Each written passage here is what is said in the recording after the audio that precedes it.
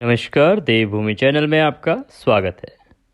आइए आरंभ करते हैं षटतिला एकादशी की कथा। षटतिला एकादशी महात्म्य, जिसे षटतिला एकादशी के दिन अवश्य ही सुनना चाहिए। इसी के पश्चात आपका एकादशी का व्रत पूर्ण होता है और उसके बाद आप पारण करते हैं अगले दिन और आपको व्रत का पूर्ण फल प्राप्त होता है।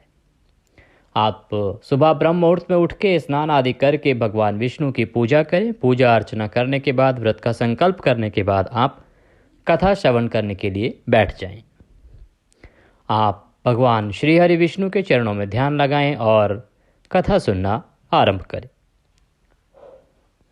एक समय दालभ्य ऋषि ने पुलस्त ऋषि से पूछा कि महाराज, पृथ्वी लोक के मनुष्य ब्रह्म हत्या आदि महान पाप करते हैं, पराये धन की चोरी तथा दूसरे की उन्नति को देखकर ईर्ष्या करते हैं, साथ ही अनेक प्रकार के व्यसनों में फंसे रहते हैं, फिर भी उनको नरक प्राप्त नहीं होता।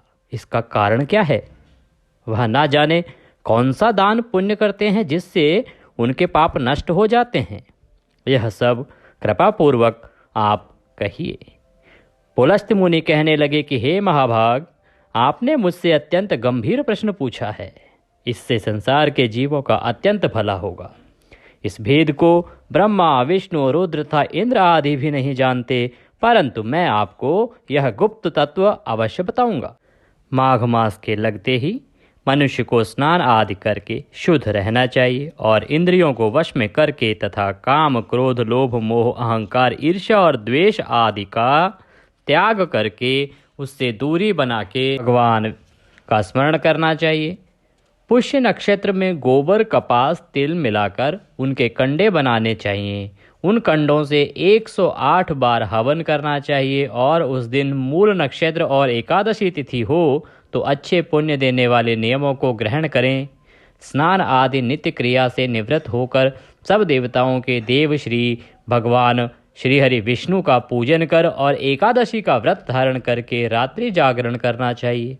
इसके दूसरे दिन धूप, दीप, नैवेद्य आदि से भगवान का पूजन करके खिचड़ी का भोग लगावें। तत्पश्चात पेठा, नारियल, सीताफल या सुपारी सहित अर्घ्य देकर स्तुति करनी चाहिए। हे भगवान, आप दीनों को शरण देने वाले हैं, इस संसार में फंसे हुए का उद्धार करने वाले हैं। हे पुंडरीकाक्ष, हे विश्वभावन, हे सुब्रह्मण्य, हे पूर्वज, हे जगतपते, आप लक्ष्मी सहित इस तुच्छ अर्घ को ग्रहण करें। इसके पश्चात जल से भरा हुआ कुंभ अर्थात घड़ा ब्राह्मण को दान करें तथा ब्राह्मण को शाम, गौ और तिल पात्र देना भी उत्तम है। तिल स्नान और भोजन दोनों ही श्रेष्ठ हैं। इस प्रकार जो मनुष्य जितने तिलों का दान करता है उतने ही 1000 वर्ष स्वर्ग में वास करता है। एक तिल स्नान, दूसरा तिल का उबटन, तीसरा तिल का हवन, चौथा तिल का तर्पण, पांचवा तिल का भोजन और छठा तिलों का दान। ये तिल के 6 प्रकार के प्रयोग होने के कारण यह षटतिला एकादशी कहलाती है। इस व्रत के करने से अनेक प्रकार के पाप नष्ट हो जाते हैं। इतनी कथा कहकर पुलस्त ऋषि कहने लगे कि अब मैं इस षटतिला एकादशी की कथा तुमसे कहता हूँ। एक समय नारद जी ने भगवान विष्णु से यही प्रश्न किया था और भगवान ने जो षटतिला एकादशी का महात्म्य नारद जी से कहा सो मैं कहता हूँ, तुम सुनो। नारद जी कहने लगे कि भगवान, षटतिला एकादशी का क्या पुण्य होता है और इसकी क्या कथा है, सो मुझसे कहिए। भगवान कहने लगे कि हे नारद, मैं तुमसे आंखों देखी सत्य घटना कहता हूँ, तुम ध्यानपूर्वक सुनो। प्राचीन काल में मर्त्यलोक में एक ब्राह्मणी रहती थी। वह सदैव व्रत करती रहती थी। इससे उसका शरीर अत्यंत दुर्बल हो गया था। यद्यपि वह अत्यंत बुद्धिमान थी, तथापि उसने कभी देवताओं या ब्राह्मणों के निमित्त अन्न या धन का दान नहीं किया था।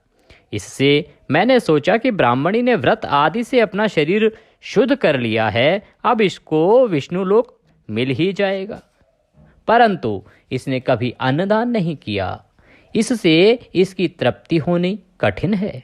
ऐसा सोचकर मैं एक भिखारी बनकर मृत्युलोक में उस ब्राह्मणी के पास गया और उससे भिक्षा मांगी। वह ब्राह्मणी बोली कि महाराज, आप यहाँ किस लिए आए हैं? मैंने कहा कि मुझे भिक्षा चाहिए।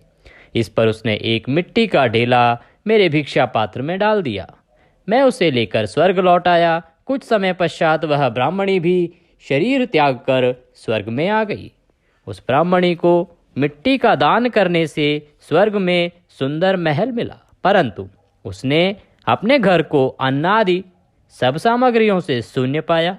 घबराकर वह मेरे पास आई और कहने लगी, भगवान, मैंने अनेकों व्रत आदि से आपकी पूजा की, परंतु फिर भी मेरा घर अन्न आदि वस्तुओं से शून्य क्यों है? इसका क्या कारण है? मैंने कहा कि पहले तुम अपने घर जाओ, वहाँ देव स्त्रियाँ तुम्हें देखने के लिए आएंगी। पहले उनसे षटतिला एकादशी का पुण्य और विधि सुन लेना, तब द्वार खोलना। मेरे वचन सुनकर वह अपने घर गई। जब देव स्त्रियाँ आई और द्वार खोलने के लिए कहा तो ब्राह्मणी बोली कि आप मुझे देखने के लिए आई हैं, तो षटतिला एकादशी का माध्यम कहिए।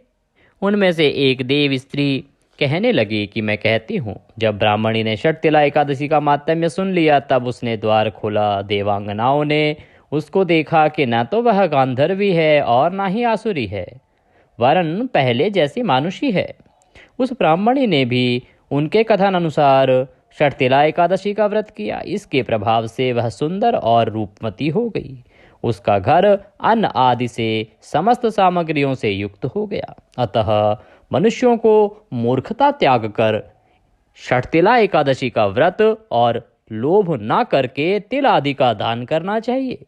इससे दुर्भाग्य, दरिद्रता तथा अनेक कष्ट दूर होकर उसको मोक्ष की प्राप्ति होती है। ऋषि पुलस्त्य कहने लगे, इस प्रकार यह षटतिला एकादशी का एक महात्म्य था, यह कथा थी, यह यहाँ पर समाप्त होती है। तो इस प्रकार से षटतिला एकादशी का व्रत करना चाहिए, सभी मनुष्यों का कल्याण होता है। इति षटतिला एकादशी महात्म्य संपूर्ण। बोलिए विष्णु भगवान की जय। इसके बाद आप श्रीहरि की आरती करेंगे। आरती करके उनको भोग लगाएंगे। भोग में तुलसी पत्र अवश्य डालें और तुलसी के पत्ते को डालकर भगवान को भोग लगाएं। ओम नाभ्यः आसीदंतरिक्ष वंशिष्णुः जो हो समवर्ततः पद्भ्यां भूमिर्दिशः श्रोत्रा तथा लोकाम न कल्पयरः। इस मंत्र के साथ आप भोग लगा सकते हैं। भोग लगाने के बाद आप प्रसाद वितरित करें और स्वयं भी फल का प्रसाद ग्रहण करें और अगले दिन इसका पारण करें। पारण का समय रहेगा, आप 6 फरवरी को व्रत रख रहे हैं, 7 फरवरी को पारण का समय है सुबह 7:04 से और 9:20।